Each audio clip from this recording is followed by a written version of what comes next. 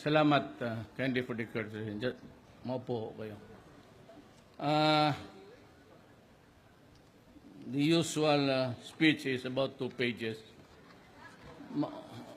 Mauwaw man po ko nga I'll just run through you agreed over words without really expressing what's in my heart. Alam mo, could not remember many Christmases ago, and I was new mayor. I made it a point to visit every Christmas lahat ng ospital dito sa syudad.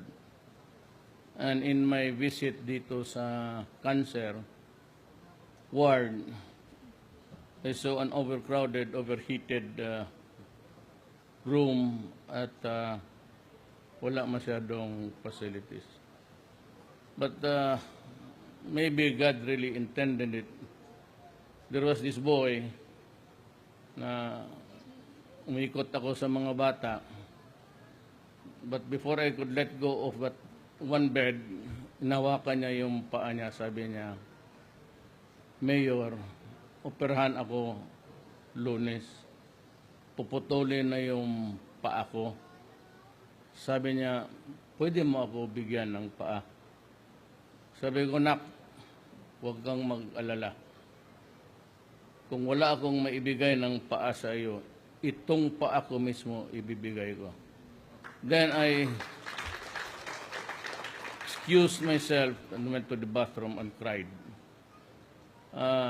Maybe I don't know how this universe was created, and the seasons of life. There are those who are good, they have the money, at meron naman pong wala at hirap. Always government sees to it that at least the barest minimum of the population are served, even hanggang kaya lang ng pera. So I made it almost a vocation.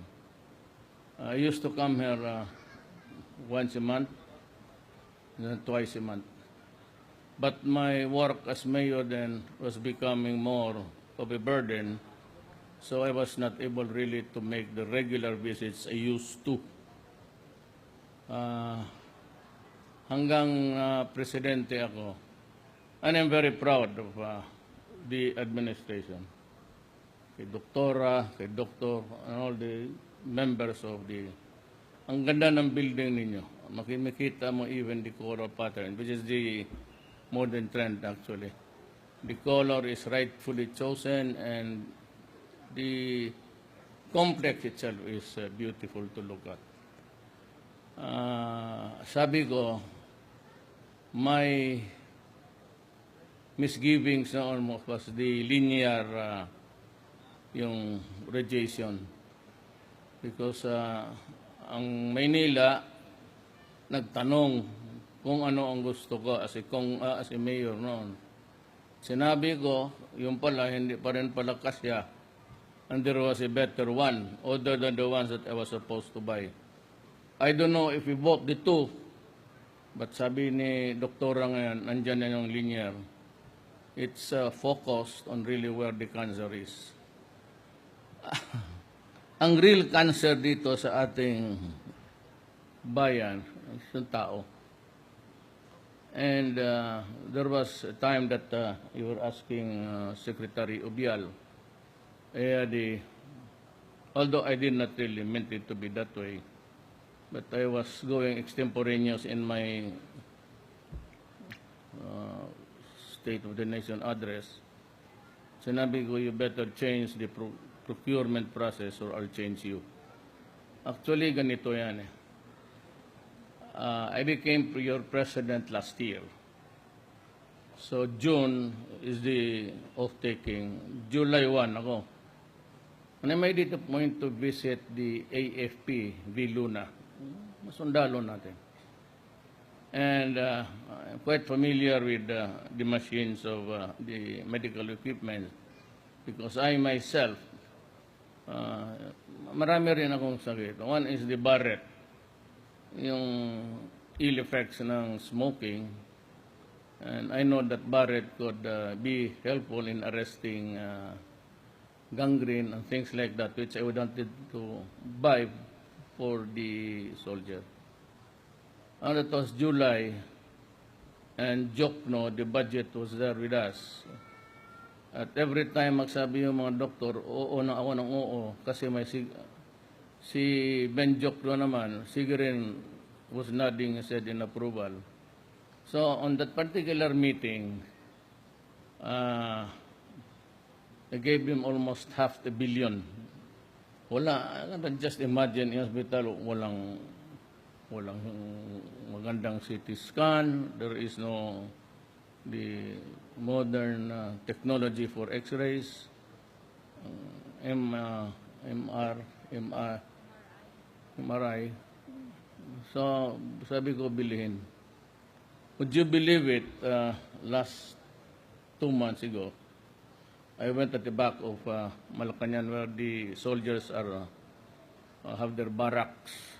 There are about 1,000 of them at the back of Malacañang.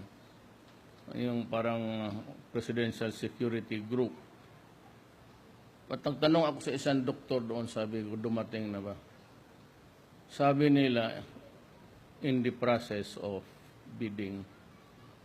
Kaya ako pumutok.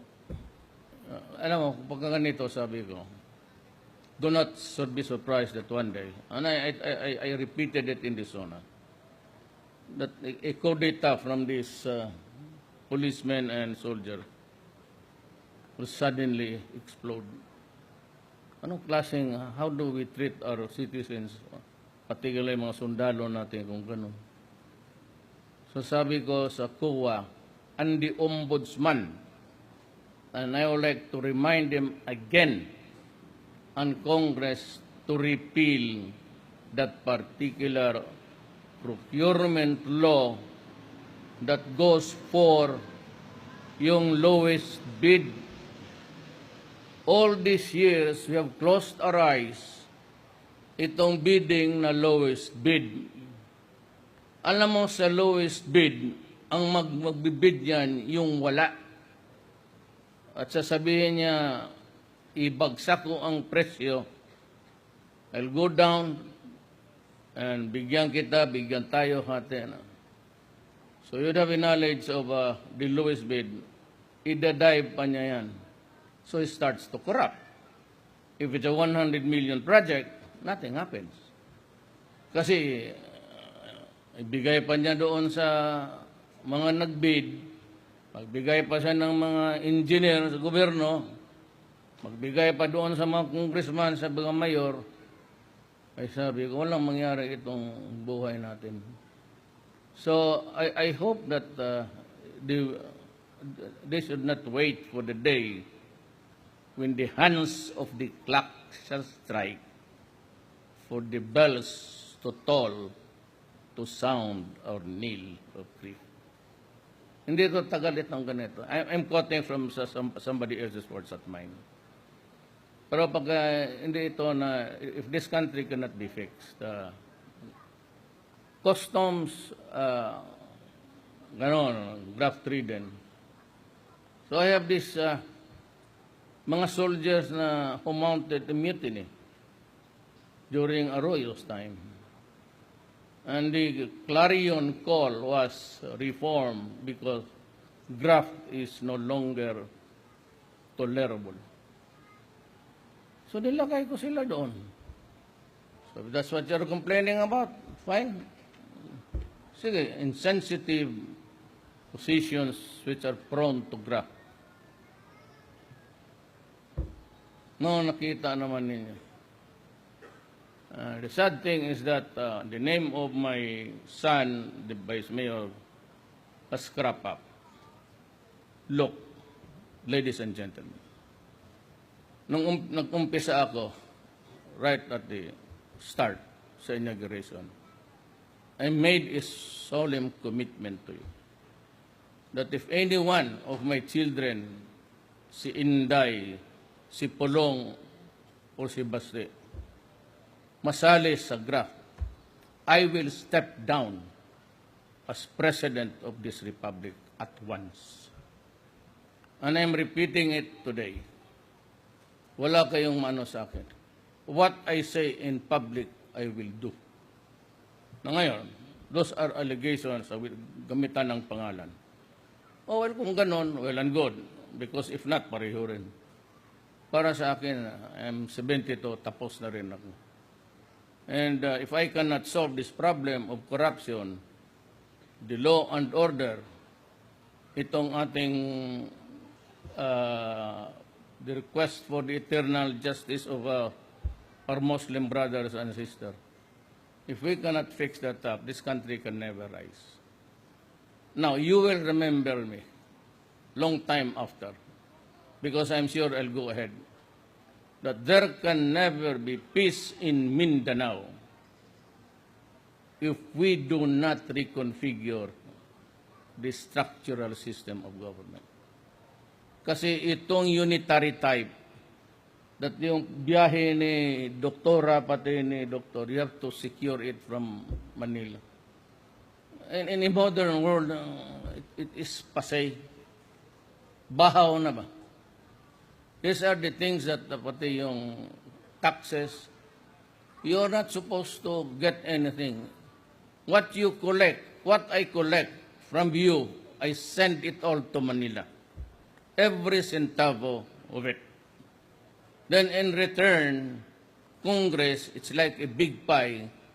Doon yun sa National Treasurer, doon paghatian. Davao is big, Davao earns well. Davao contributes an enormous amount of money. But just the same, because there are cities and provinces who are really poor, hatiin pa natin lahat yan. And Davao, at a ratio of about, you send 5, you get 1. The 4 is divided into the several expenses. Okay lang sana yan. Basta wag lang nakawin ang pera. At saka yung, the very house that collects the money for us, importations or exportations for that matter, marami ang pera ang gobyerno kung talagang wag lang nakawin at gamitin. I am very sure. Kaya kung ganito, if I cannot hack it, if I cannot solve the problem, if pati pamilya ko madali dyan sa mga corruption, bibitaw ako. It becomes an honor because I said it during the very first days of my term. Wala kayong dapat alanahan sa akin. Do not worry. I will honor the word. I give you my commitment again. So itong ganito, marami talaga tayong magawa para sa tao natin. The only problem is corruption. If you promise something, kagaya nito, it took us almost how many years to come up with this thing? Kung hindi ako na presidente, hindi ito madali. Kaya madanig ninyo ako, sabihin ko lang, nak, huwag ninyo akong pakinggan ng buti. Kaya ako nagpuputang ina sa publiko. Kasi I'm a very impatient man. Nananampal talaga ako na to, nagsumisipa ako ng tao, even when I was mayor. Ganun talaga ako because sinasadya ko yan. And I try myself to be really vulgar about it. But actually, if you know me, if you've been here around, I seldom do it. But itong Manila people, and even itong mga elite, they try to put you down. You know, men judge best when they condemn. So kung ano-ano lang pagsabi, akala nila sila lang, mga putang ina. Kaya nasanay na sila ngayon, yung pati yung inquirer, sometimes picturing us to be the worst of the criminal na. Yung pala that all along it was sitting on a land that was no longer theirs by lease, at least the possession. They have not returned the property. They have collected the rentals. They never turned it to the government. You know, if you look at it closely, it is not only swindling. You do not collect what is not yours. So itong inquirer, sabi ko, kita mo kung babuyin ko.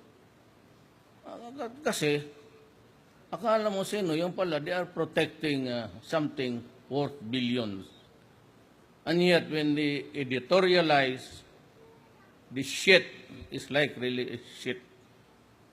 Yung mga gano'n na, so I expose the elite, pati itong ABS-CBN. You know, the Constitution says that the media must be owned 100% Filipino. ABS-CBN owns Rappler. Rappler is owned by the Americans. If you have an investment in that company, which is Filipino, but which forbids ownership even in minuscule amounts, that is a violation of the Constitution. Yan ang ABS-CBN.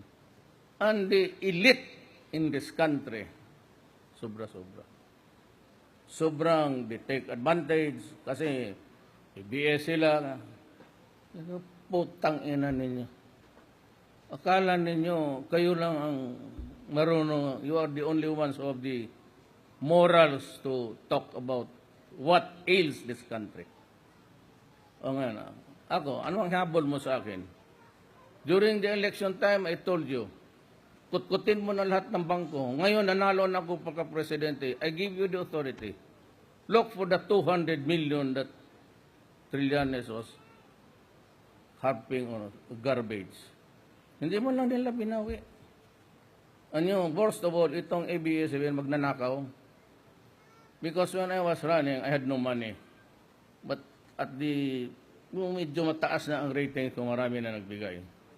So I went to them and said, pwede ba ako magpa-advertise? Wala akong advertisement. If you notice, you look back, take a few steps back in time. Yung ano na lang, nung may pera na ako, gusto kong bumili. Anak lang. Hindi na nila iner yung proposal ko. Hindi pa nila siya uri yung pera ko. Kaya isa pa yan. Ito si Gabi, sinasabi ko, putang ina mong kakapal ng mukha ninyo. That is how this country is corrupted by the elite.